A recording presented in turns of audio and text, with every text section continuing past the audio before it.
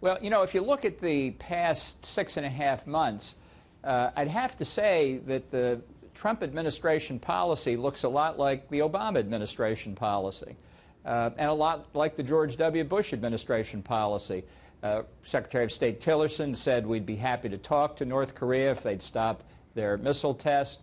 We've just seen this Security Council sanctions resolution, now one of a half a dozen since 2006, which have been routinely ignored before now. I would predict this: if we continue the policy of the prior administrations of negotiation combined with economic pressure, North Korea will have deliverable nuclear weapons next year, and we will be forced to live with that as far as the eye can see. That is something to imagine here. I think North Korea's got us where they want us.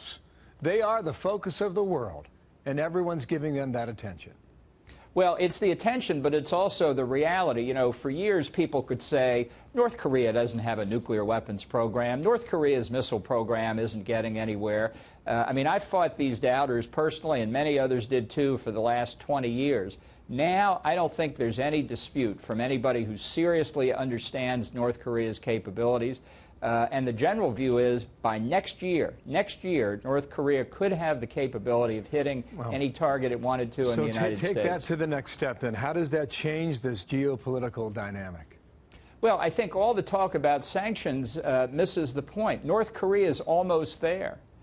So any cutoff of funds, I think, will have at best a minimal effect in the ideal world where the sanctions are actually enforced. And let me just ask one question to conclude this answer. Do you think Iran is going to pay any attention to these sanctions?